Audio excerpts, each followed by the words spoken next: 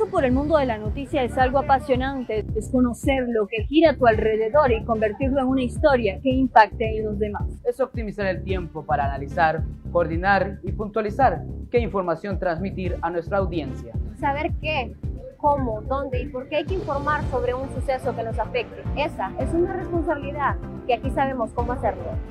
Ser periodista es más allá de las luces, cámara y noticias. Es tener ese acercamiento con las personas. En ATV tenemos el diagnóstico perfecto para llevarle las noticias desde otra perspectiva. El periodismo moderno está divorciado de las etiquetas y los prejuicios. Es saber analizar los comportamientos políticos, económicos y sociales con serenidad.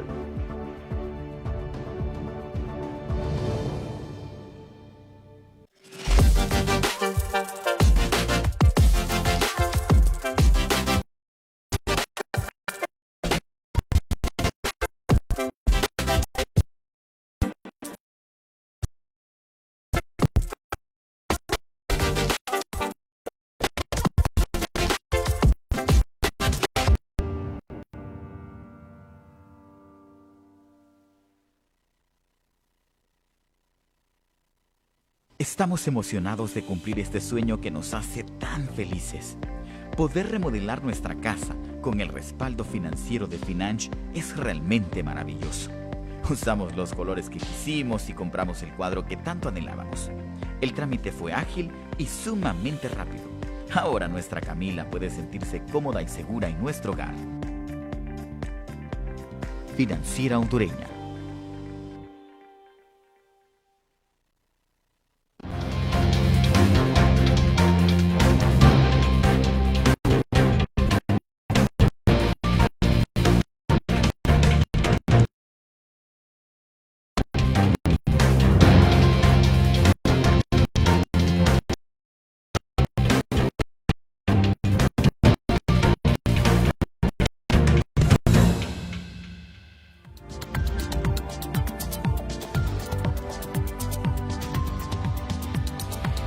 Gracias por acompañarnos de nuevo. Es un gusto poder saludarles a esta hora de la noche. Esto es ATV Noticias, edición transmitiendo en directo desde el altiplano de la ciudad de Coatepeque, el centro de las Américas. Comenzamos de esta manera nuestro recorrido.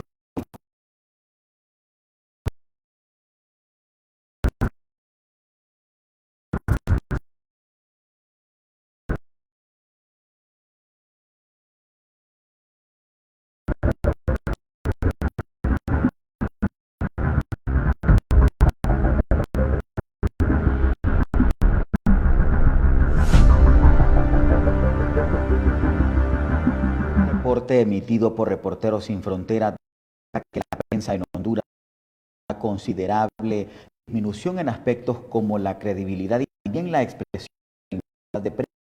Entre algunas de las razones, una punta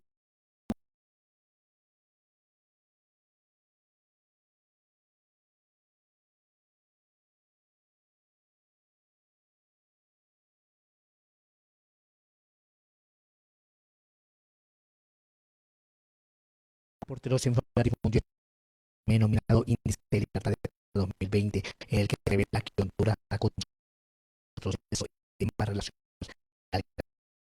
y que el Índice Mundial de Libertad de Prensa correspondiente a este detalla que Honduras en relación al año anterior. El informe Reporteros Sin Fronteras señala que Honduras ahora ha puesto en 48, lo que indica que ha bajado 2 escalones respecto al 2019, donde permanecía en 246. Pero en los últimos 3 años la RCF que existe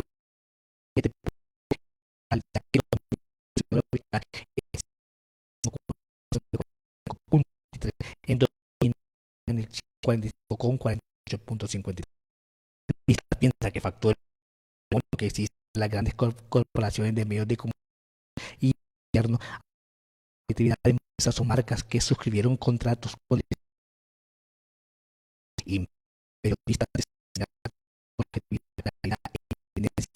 pues se deben a las editoriales altas correspondientes con el poder y la riqueza, además del precario sistema judicial que asegura de penalidad históricos de parte de la organización delictiva. Gracias a David Santos por relacionar esta información. Vamos hasta la ciudad de Ursula, en esta conexión que hemos hecho con el jefe de la Fiscalía de Derechos Humanos de San Pedro Sula, el abogado Epson Ábrego Nolasco. Muy buenas noches, abogado, gracias por acompañarnos en esta conexión. Esperamos tener una fluida conexión web, aprovechando la tecnología. Abogado, es importante que hablemos en relación a la debilidad que existe en el sistema judicial de Honduras. Sabemos que hay demasiadas lagunas, demasiados baches que se deben ir cubriendo a la medida, pues obviamente la población vaya creciendo y las instituciones del Estado en este foro. Muy buenas noches. Muy buenas noches, Carlos. Un saludo de aquí de San Pedro Sula. Un saludo para todos los televidentes que escucha de Altiplano TV, un canal que sin duda alguna viene a contribuir, ¿verdad?, enormemente con la ciudad de Ciguatepeque, por informarnos, ¿verdad?, con ese profesionalismo que lo están haciendo últimamente. Importante, Carlos, que están tocando un tema como lo es el Poder Judicial en Honduras, ¿verdad? El Poder Judicial, tal y como establece el artículo 1 de la Constitución de la República, nosotros somos un Estado de derecho, soberano, constituido como república libre, democrática e independiente, y asimismo lo establece el artículo 4, que como Estado de derecho, nuestra forma de gobierno es republicana, democrática y representativa, y se ejerce por los tres poderes, el legislativo, el ejecutivo y el judicial. Cada uno de ellos, pues lógicamente son complementarios e independientes y libres de cualquier tipo de subordinación. Y de igual manera, pues cada uno de ellos tiene sus atribuciones, tal y como establece el ordenamiento jurídico nacional, en cuanto a las funciones específicas de cada uno de ellos en nuestro país, y para tal caso, pues lo que es el título 5 de la Constitución de la República le habla directamente de cuáles son las prerrogativas de cada poder del Estado. Para tal sentido se refiere a lo que es el Poder Judicial en el artículo 303 de la Constitución de la República. Establece que la facultad principal del Poder Judicial es la de impartir justicia, y obviamente pues la facultad de impartir justicia pues emana directamente del pueblo, y para eso pues está lo que es el Poder Judicial, con su cuerpo de magistrados, jueces independientes, y únicamente pues están sometidos a lo que es la Constitución y las leyes. Y está conformado básicamente por lo que es la Corte de Apelaciones, la Corte Suprema de Justicia y demás juzgados, ¿verdad?, en toda competencia en todo el país.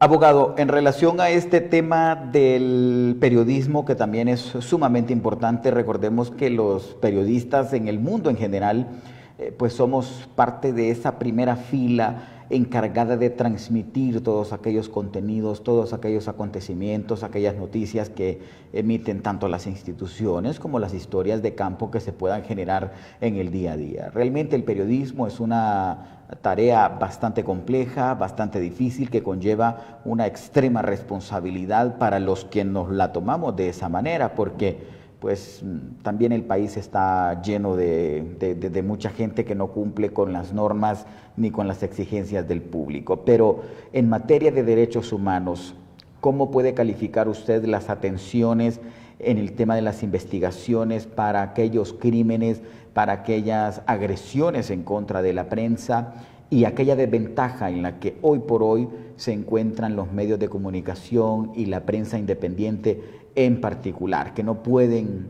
dar algunas informaciones o no pueden indagar sobre algunos acontecimientos, principalmente con lo que tenga que ver con la manipulación del erario público, que es uno de los temas más importantes destacados por el periodismo, y también por la violación a los derechos humanos, a los derechos de cada uno de los individuos? ¿Qué tan alejados estamos de llegar a tener instituciones que garanticen un estricto cumplimiento a las leyes?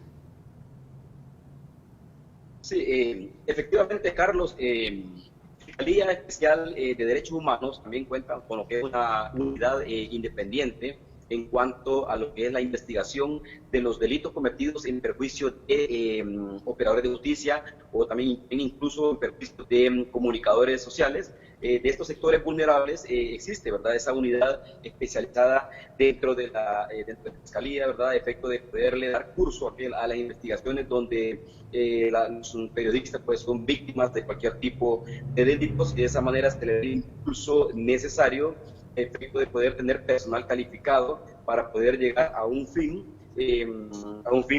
donde se pueda investigar con toda la logística necesaria todos aquellos delitos donde se tiene a un periodista en calidad de ofendido, y de esa manera pues satisfacer las demandas, la demanda de la sociedad hondureña, que sin duda alguna como parte vulnerable de nuestra sociedad pues también exige que se establezca la justicia en aquellos casos donde ellos han salido en calidad de víctimas. ¿Qué tipo de debilidades cree que aún se registran en el aparato judicial, que es bastante amplio?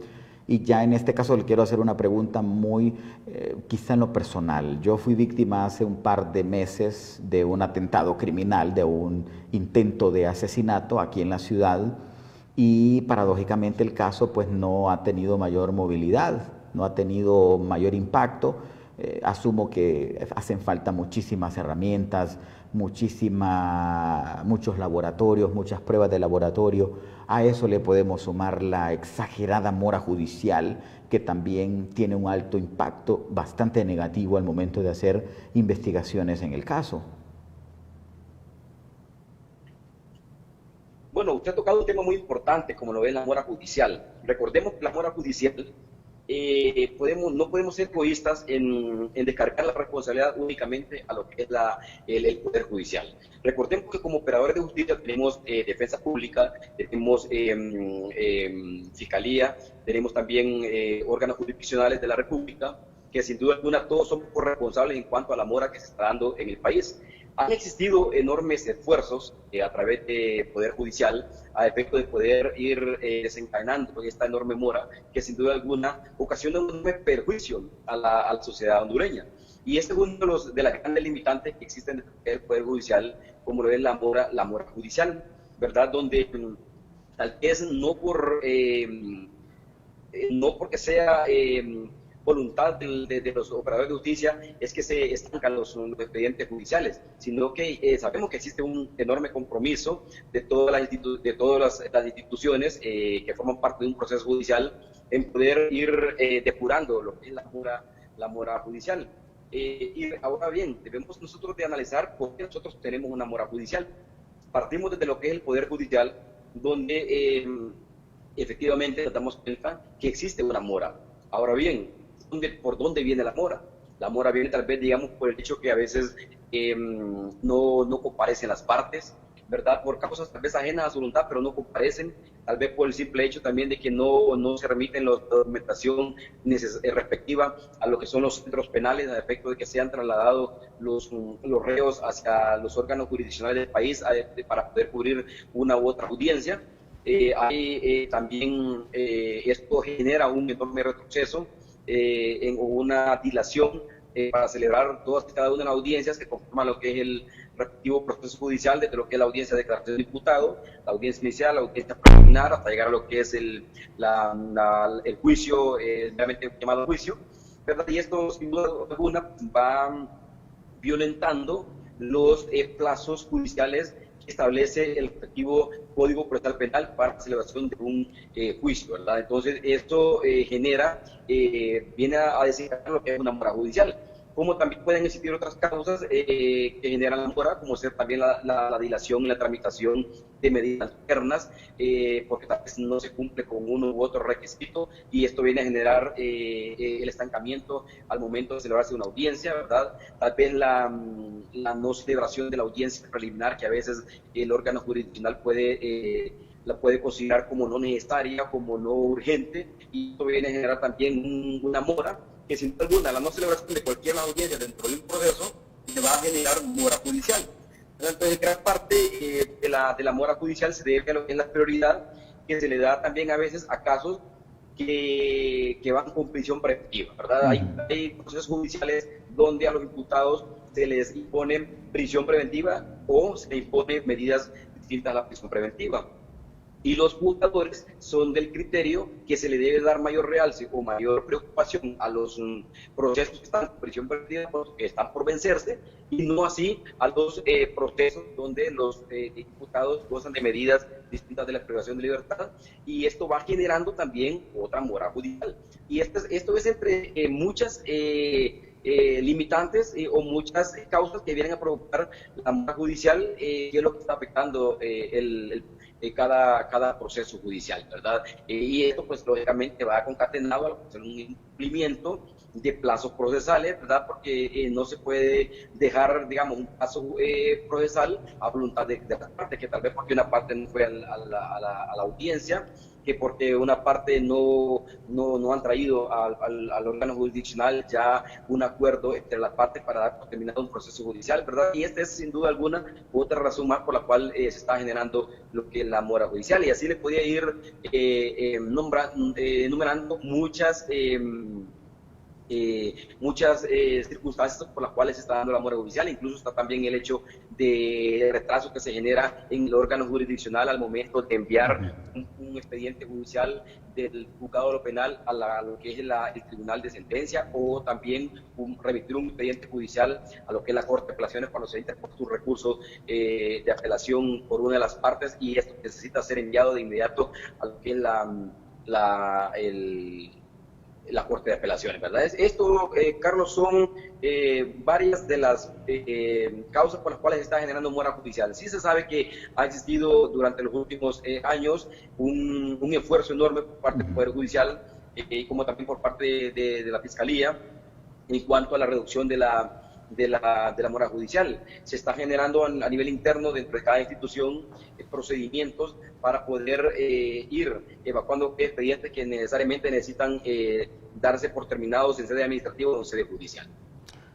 Bueno, como usted lo ha mencionado, también han habido avances significativos, grandes aportes en la materia de fortalecimiento al sistema judicial. Dígase en este caso algunas reformas que se han ejecutado al Código Procesal Penal, por ejemplo, en el caso del catálogo, que se hizo la reforma al artículo 189, si no me equivoco, en la que se implementaron los 21 delitos que no pueden ser castigados con otra pena distinta a la prisión preventiva, y entre ellos el delito de lavado de activos, el asesinato, el tráfico de armas y de drogas. Otros casos de alto impacto que también podemos mencionar con la creación de algunos juzgados especiales de corrupción para atender estos casos de alto impacto que de alguna forma impiden que continúe con su cauce otros casos significativos del país, que obviamente es grave. Pero ¿usted cree que lejos de todo esto, de estas grandes reformas y aportes que se han hecho,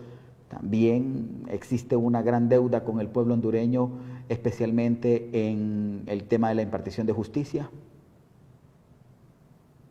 Existe el compromiso, Carlos, a nivel interinstitucional en cuanto a la reducción de la mora judicial. Existe ese compromiso y existe, como quien dice, esa deuda con la sociedad hondureña. Existe la deuda en cuanto a darle mayor impulso a los expedientes, a todo proceso judicial, como darle también impulso a la investigación, comenzando desde lo que es la etapa preliminar, donde comenzamos a nosotros a recepcionar las denuncias en sede administrativa, en Fiscalía de Ministerio Público. Después generamos lo que es la investigación, donde a través de un autorrequerimiento de investigación nosotros le damos impulso lo que es la investigación, la enviamos a la Dirección Policial de Investigación Criminal a efecto de que se investigue y que posteriormente sea recepcionado y ya investigado a través de la agente de investigación, y con esto nosotros tomemos una decisión si es procedente o no cerrar una denuncia, o si es procedente o no presentar el respectivo requerimiento fiscal, y de esa manera iniciar lo que es la acción penal, que es una de las funciones atribuidas al Ministerio Público como ente acusador. Sí existe ese compromiso y sí existe esa deuda con la sociedad hondureña, pero se están haciendo enormes trabajos a nivel de las diferentes instituciones, a través de los diferentes operadores de justicia, para poder darle solución a este problema y no caer de esa manera en impunidad, ¿verdad? Porque lo que menos se quiere es tener una sociedad dañada, generando la impunidad, porque toda persona que va a una institución a interponer denuncia es porque está exigiendo se le dé solución a su problema, está exigiendo justicia, y en base a esa petición de justicia es que nosotros debemos actuar de diferentes ámbitos, desde el punto de vista del Ministerio Público como el punto de vista del Poder Judicial, para poder dar impulso a todas las investigaciones y generar una efectiva justicia y no generar retardo en la justicia. Muchísimas gracias, abogado Edson Ábrego, desde la ciudad de San Pedro Sula, que se ha conectado con nosotros a esta hora de la noche. Muchísimas gracias por este aporte. Sin duda alguna vamos a seguir haciendo análisis porque el tema judicial es bastante amplio y nuestra población definitivamente necesita que se le amplíe de una manera clara y contundente. Sí, efectivamente, Carlos, pues creo que es muy productiva, ¿verdad?, el tema a tratar, ¿verdad?, como lo es el Poder Judicial. Y recordemos que como operadores de justicia tenemos retos diferentes, tenemos retos que vienen nos obligan a nosotros a tomar decisiones, ¿verdad?, y a generarnos ese enorme esfuerzo como operadores de justicia, ¿verdad?, para lograr llegar hasta el punto en donde todas las instituciones queremos llegar a nosotros bajar esa mora judicial, ¿verdad?, ir descongestionando los centros penales, ¿verdad?, e ir generando instructivos a nivel de las diferentes instituciones como operadores de justicia para hacer más efectivos los beneficios a cada una de aquellas personas que exigen justicia por un lado y aquellas personas que están privados de libertad como reos que ya pasaron por un proceso judicial. Muchas gracias, ¿verdad?, por la entrevista y un saludo a todas aquellas personas que están viendo el honorable Altiplano TV, ¿verdad?, y pues estamos a la orden para cualquier otra entrevista, no hay ningún problema. Bueno, muchísimas gracias. Escucharon al abogado Edson Ábrego, quien se ha conectado con nosotros desde la ciudad de San Pedro Sula. Hacemos una pausa comercial, no nos cambie, en breve regresamos con más.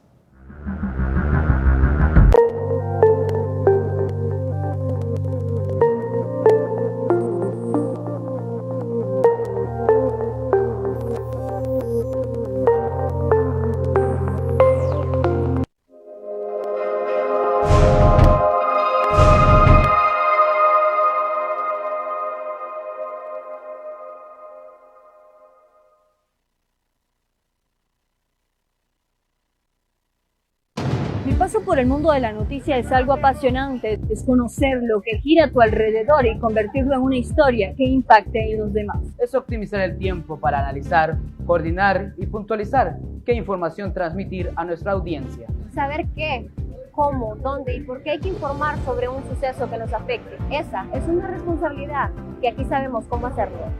Ser periodista es más allá de las luces, cámara y noticias. Es tener ese acercamiento con las personas.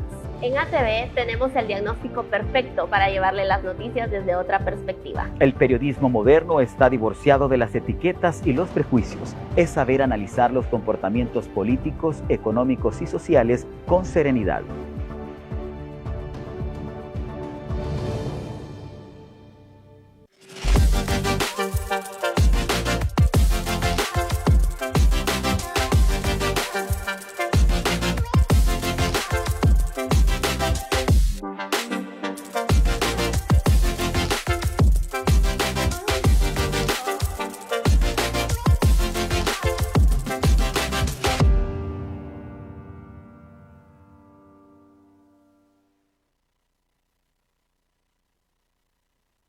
Estamos emocionados de cumplir este sueño que nos hace tan felices. Poder remodelar nuestra casa con el respaldo financiero de Financh es realmente maravilloso. Usamos los colores que quisimos y compramos el cuadro que tanto anhelábamos. El trámite fue ágil y sumamente rápido. Ahora nuestra Camila puede sentirse cómoda y segura en nuestro hogar. Financiera Hondureña.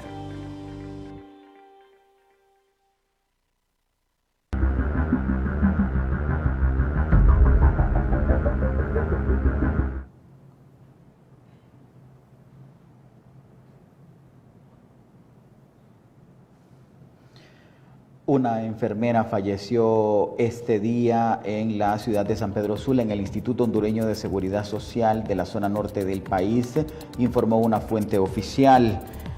Desafortunadamente se confirma la muerte de la señora. Es una enfermera que laboraba en el hospital Mario Catarino Rivas, dijo a un noticiero el doctor Omar Jananía, director regional del Instituto Hondureño de Seguridad Social.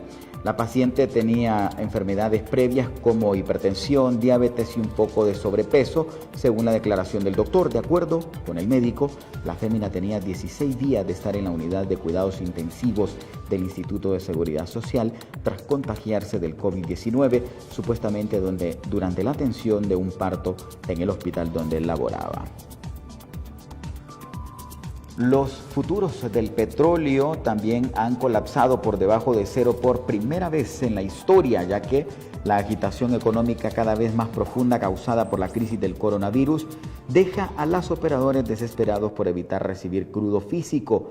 En un día de negociación sin precedentes, el precio de los contratos de mayo perdió todo el valor, rompiendo todos los mínimos de los precios del petróleo desde 1946. El intercambio donde se negocian los futuros del petróleo dijo que al contrato se le permitía tener un precio por debajo de cero. La medida extrema mostró cuán sobreabastecido está el mercado petrolero de los Estados Unidos en medio de la actividad industrial y económica detenida a medida que los gobiernos de todo el mundo extienden los cierres debido a la rápida propagación del coronavirus.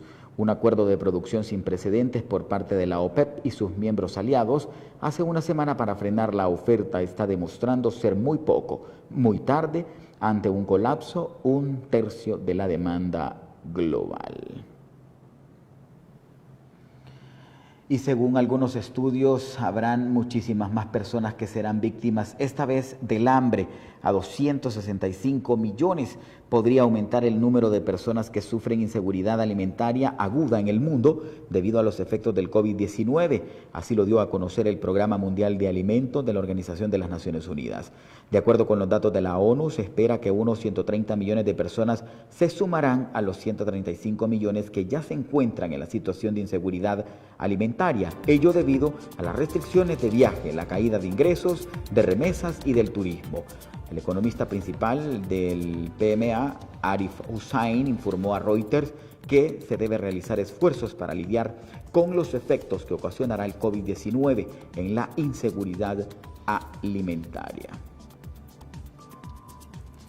Y otro de los sectores vulnerables es la niñez, y en este caso una de las redes defensoras de la niñez, se trata de la COI-PRODEN, instó este martes a las autoridades a aportar un protocolo nacional de detención y protección integral de la niñez migrante y un protocolo binacional con Guatemala en medio de la crisis por el coronavirus. Aglutinada por 24 organizaciones, COI-PRODEN pidió a la Cancillería de Honduras y la Dirección de la Niñez, Adolescencia y Familia, DINAF, no seguir dilatando la aprobación del Protocolo Nacional de Atención y Protección Integral de la Niñez en situación de migración y el Protocolo Binacional de Atención a la Niñez Migrante entre Honduras y Guatemala.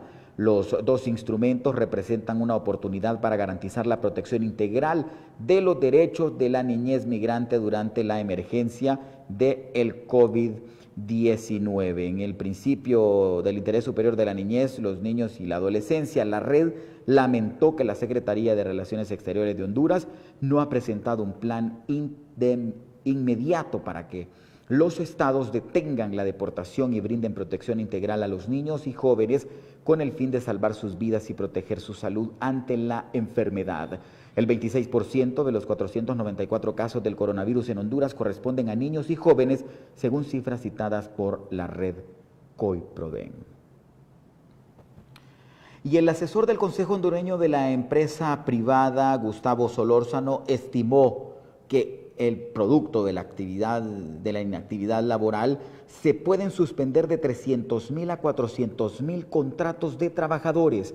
A medida que el tiempo avance, la decisión se va volviendo ante las empresas y ese dato puede andar rondando entre los 300,000 y 400,000 personas que sean objeto de suspensión, argumentó. Indicó que la suspensión de contratos a empresas. Cabe recordar que la Secretaría de Trabajo mostró que han recibido notificaciones de empresas de suspender contratos de 100,000 personas 80.000 en La Maquila y el resto de los distintos sectores.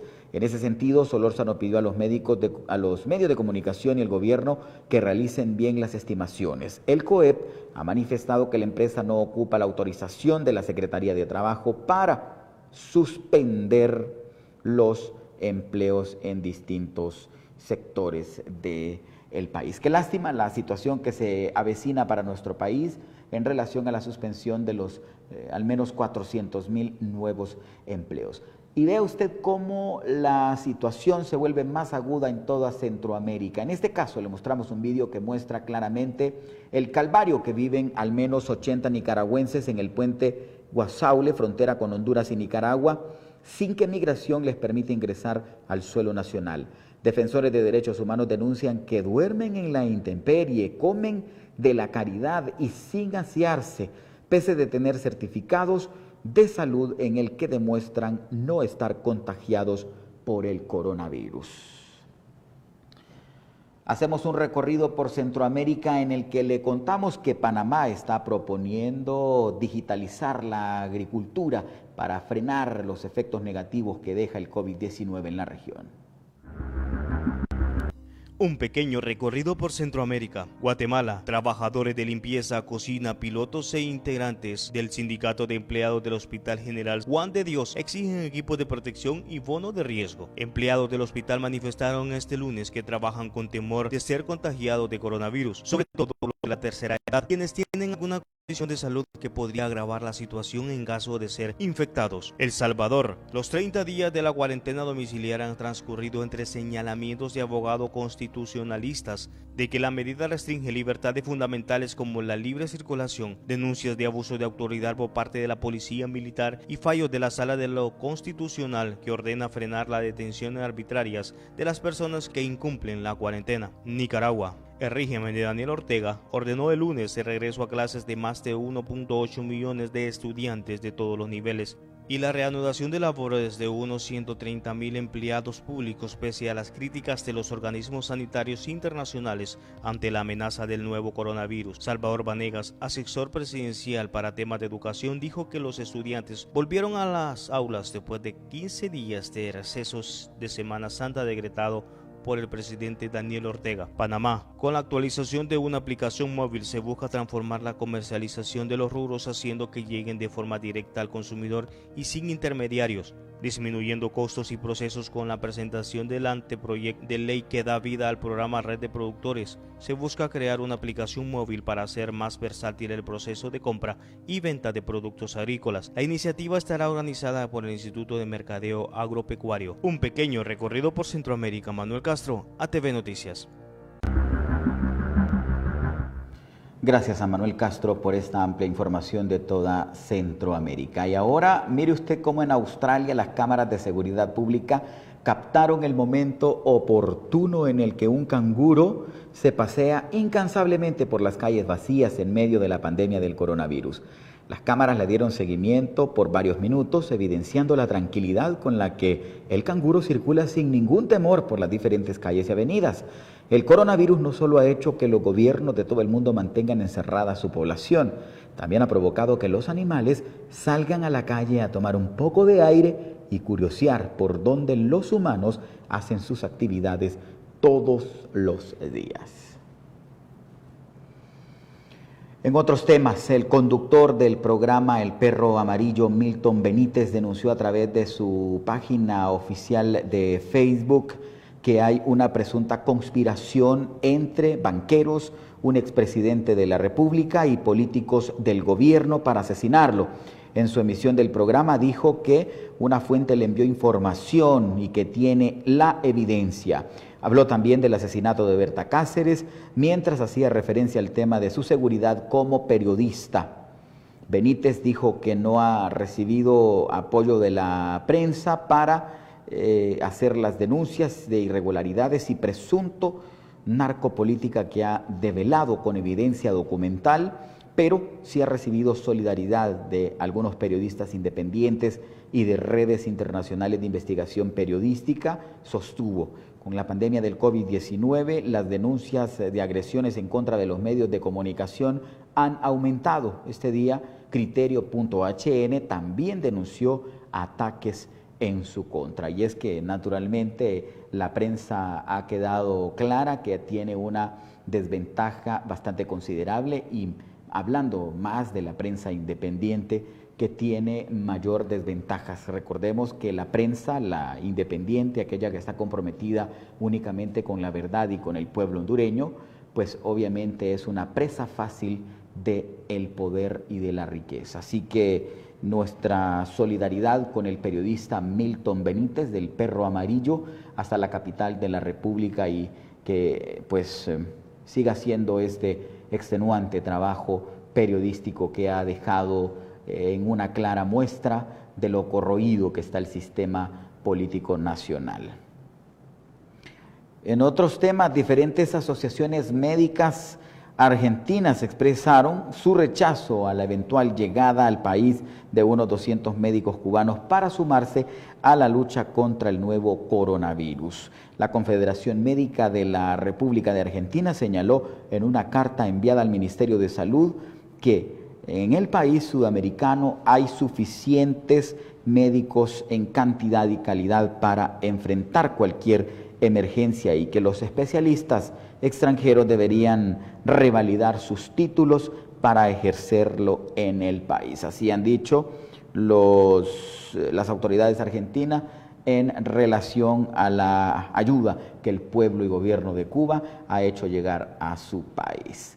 Y miren, ha generado una tremenda polémica la reconocida actriz Bella Thorne, en la que sale fumando marihuana. Es un polémico video de Instagram que ha causado el revuelo en las redes sociales a nivel mundial. La ex chica del maravilloso mundo de Disney ahora hace otro tipo de viajes, en esta vez con cannabis. Pero bueno, este es un tema también que se tiene que debatir fuertemente, es un tema que se tiene que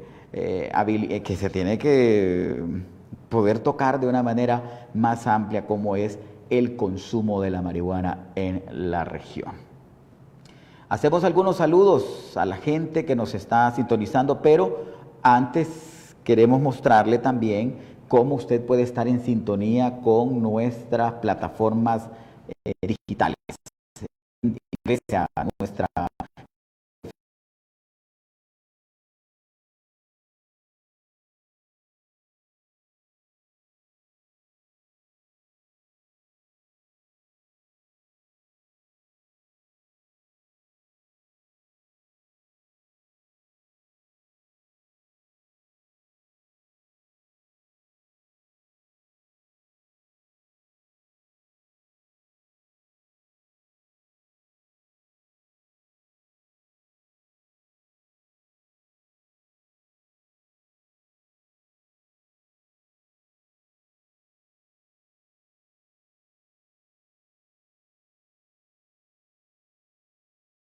con el acceso a la tecnología, usted ahí en casita también puede formar parte del periodismo moderno. Ese es un periodismo distinto, un periodismo 360, que usted se puede encontrar en cualquier parte, hace sus videos, los envía y aquí se le hace el respectivo trámite. Vamos a saludar a la gente que se ha conectado a través de Facebook.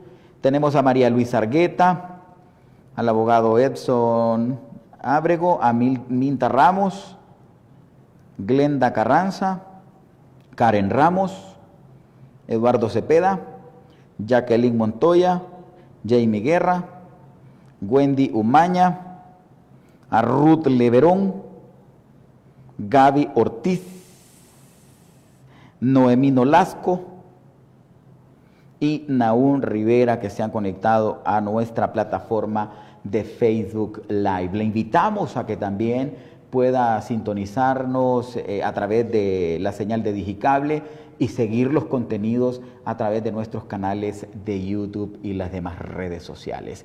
Muchísimas gracias por haber acompañado. Los dejamos con los deportes.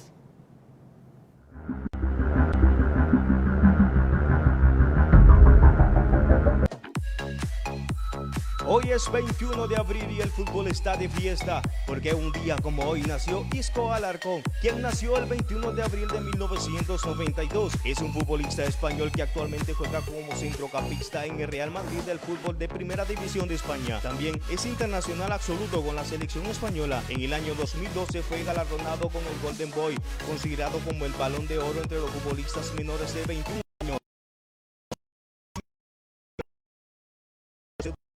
En Málaga, un año más tarde se adjudicó el trofeo Bravo, reconociéndolo como el jugador joven del fútbol europeo. Ambos galardones se vinieron complementados con la bota de bronce lograda en Europa Sub-21 del 2013, torneo en el cual la selección española se proclamó campeón. Se caracteriza por sus grandes pases y regate con el balón, además de su capacidad y visión en el juego. Debutó con el primer equipo en el partido de Copa del Rey el 11 de noviembre de 2010 frente a la Unión Deportiva, marcando 2 goles en el partido que los valencianistas ganaron 4-1. El 14 de noviembre del 2010 debutó en Primera División con la victoria 2-0 ante el Getafe. Hoy le rendimos tributo porque un día como hoy nació un grande, nació Isco Alarcón. Manuel Castro, ATV Noticias.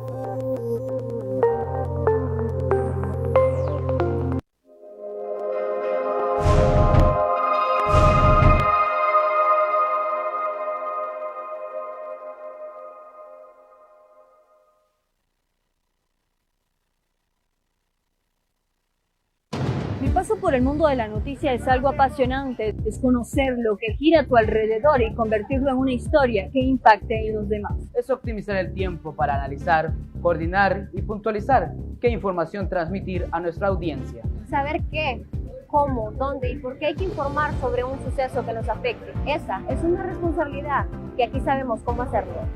Ser periodista es más allá de las luces, cámara y noticias. Es tener ese acercamiento con las personas.